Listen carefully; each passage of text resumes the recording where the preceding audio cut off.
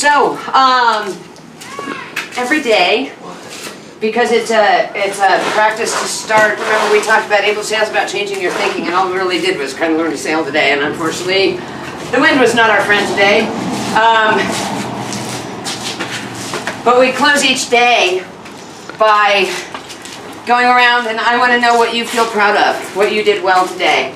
The reason is, we didn't have the experience today, but quite usually I'm in the power boat and there's, 6 boats to you guys, and all you're going to hear me saying is, you need to do this, no, do that, no, don't do that, no, do that, no, okay, there you go, no, do what, right? And if you guys took everything I said as everything that there is that you should know, you would come in and be like, I got nothing, I suck at this. And the deal is, my job is to keep you safe. My job is to teach you how to sail. My job is to help you understand what you can do differently. And that has nothing to do with whether you did or didn't do anything well today. So, we talk about self-esteem a lot. You guys know all about self-esteem. I have low self-esteem. And my story is essentially about, I never even knew what self-esteem was because I spent my whole life trying to get some mom esteem. I just need mom to tell me she's proud of me. I just need mom to tell me I'm good enough. Come on, mom. Didn't I do well enough? I'll bring it up because you're a soccer player. If you ask me what my story is, I'd say I'm not good enough, girl. And not good enough, girl, is I had a full ride to Harvard. I didn't take it, I came out to BU, doesn't matter. But I was offered a full ride to Harvard, and I was an Olympic-level soccer goalie before it was in the Olympics, when they were moving up to that. So I was really good. I was really good at everything. But here's the thing, I'd come home from school, and having played a game, my mom was always at my games. And oh, by the way, did you know that like 40% of kids don't want their parents to go to their athletic events for fear of judgment and criticism? It's like, God, just don't come. And I think that's sad. But mine always came, and as terrible as that was, I'd come home and I'd say, Mom, guess what? I set the record for the most saves. And she'd say, yeah, but if you would have got that one, you would have had a shutout. You're right. You're right. Nothing I did ever was enough. If I got straight A's and an A minus, not okay. Not okay. And even when I did, it was one of those you better keep doing that things, right? So it's like, man, I don't know, I need some mom esteem, please tell me. And nobody ever told me that I could feel good about myself all by myself. It was never exampled to me, it was never told to me, and that's what a lot of my healing has been based on, is changing what I think about me. Right? And not making it based on what you think about me and what you want me to do and what I think I should do to show up for you. And I promise I'm the most well-masked person you'll ever meet in your life. I can be whoever you want me to be, however you want me to be, at the drop of a hat. I can be incredibly professional. It's nice to meet you, sir. And we can get down, right? We can do whatever you want to do. Because I'm a chameleon and I need friends and I want to belong so bad. I sacrifice all my morals, all my dignity, all my pride, all of the things I believe in just to fit in with somebody. Because maybe you'll tell me I'm good enough. Because somebody's got to. And it blows me away that I could be so good and never ever believe I was good enough. It sucks to be good, but not good enough. It sucks to be great, but not great enough. So, I had to change my mind about myself. And part of what happened, you guys, I want to invite you to ask me, and I know Aaron will too, ask us questions about our story. Because I promise we've been through some similar experiences, and I promise you our insides look the same. We know what that feels like. And I can tell you that I have done an immense amount of healing, and so I know how to transcend that. And I know how to go from being, what kind of a holy failure did I turn into? It's like, I'm not even going to try. Now I'm a homeless junkie drug addict. Oh, by the way, you guys, part of my story is 7 years ago, by the parking lot, there's campsites over there. I lived there when you could camp here during the week. I was homeless and I lived over there 7 years ago.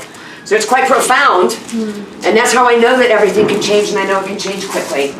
that I get to run a nonprofit program that I created here where I used to live.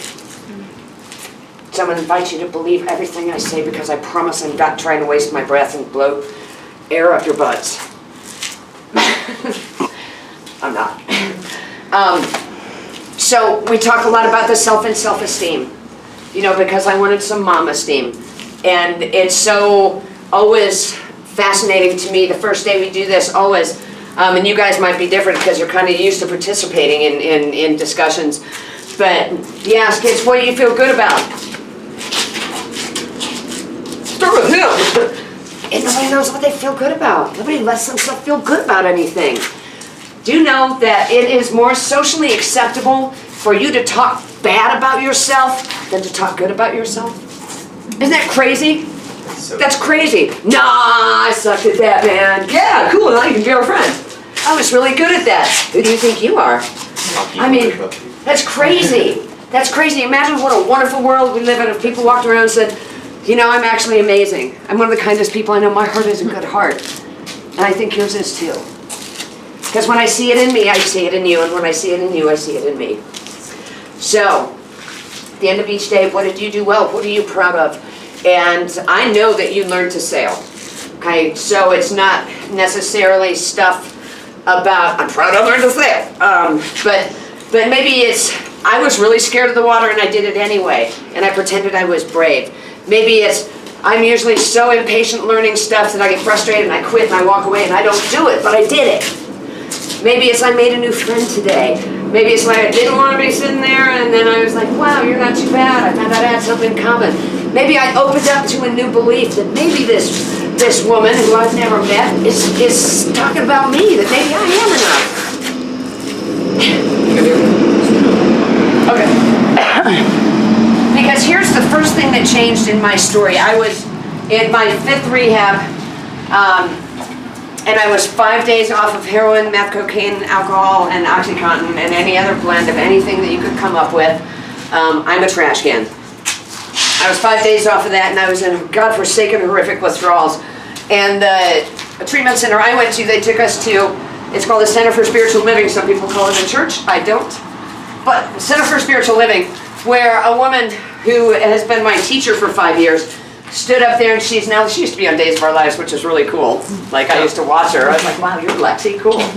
But anyway, she's a minister now. And she wears these elegant clothes, and she's up there, and it's an audience of 1,800 people, and I'm sitting there just shaking, man, and life sucks. And she stopped, and she was fascinating to me. Fascinating, because she stopped. And she said, y'all, I have to tell you that you are enough, just the way you are. You always have been. Just because the people in your life were unable to honor the magnificent and wondrous person that you are does not negate that truth. You are enough. And we need you.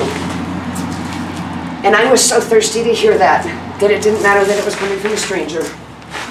It's like, really? I'm enough? Oh my God, I've waited 45 years to hear that.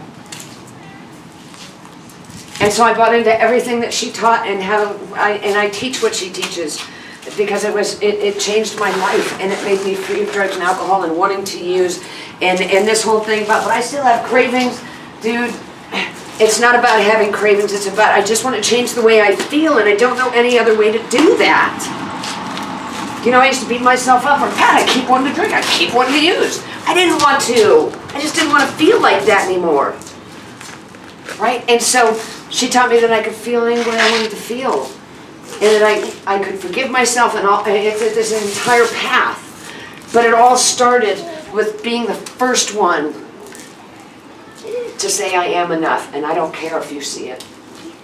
There's a phenomenal movie, McFarland USA, and if you haven't watched it as a collective, I suggest you do it. It's about a group of Hispanic kids who are, they're from McFarland USA in California. And has anybody seen it? Yes? Yes. Good movie. Amazing. It's a bunch of migrant workers, pickers. So all they do, and all their ancestors and ancestors have done, they go to the fields and they pick whatever it is that they pick. I don't know what it is, lettuce and artichokes and strawberries and whatever they do. And then they run to school. And then after school they run back and they pick until dark. And that's what they do from age 5 until death. And that's what their kids are going to do. And that's what their kids' kids are going to do. Well, this guy, this coach shows up and he notices that they do a lot of running because they run from the fields to school and school to the fields like, man, and they run fast. This is a true story. And so he invites them to join the cross-country team. This group of Hispanic kids who don't have shoes to run in. They don't have shorts. They have what they have, and that's what they wear, and that's all they wear to pick to go to school to run. And he creates his cross-country team in California. Rich California. Wealthy, well-off, athletic, well-trained, high-achieving California. McFarland, USA. 6 runners on his team. And the parents didn't want to believe in the kids. Like, you need to be a picker. They're like, but I want to. No, you need to. He's like, I can't. I got to pick, man. Sorry. And through everything that he says, eventually he says to them, if you find a way to believe in yourself, it won't matter if anybody else does. It won't matter if anybody else does. And I will spoil the ending, but not all of it. These guys went on and competed against kids who had scholarships to Stanford, Harvard, and all the big schools. And they won the California State Cross Country Championship 7 times in a row. So picker Hispanic kids, because they found a way to believe in themselves. So, it starts with self-esteem. I believe in me.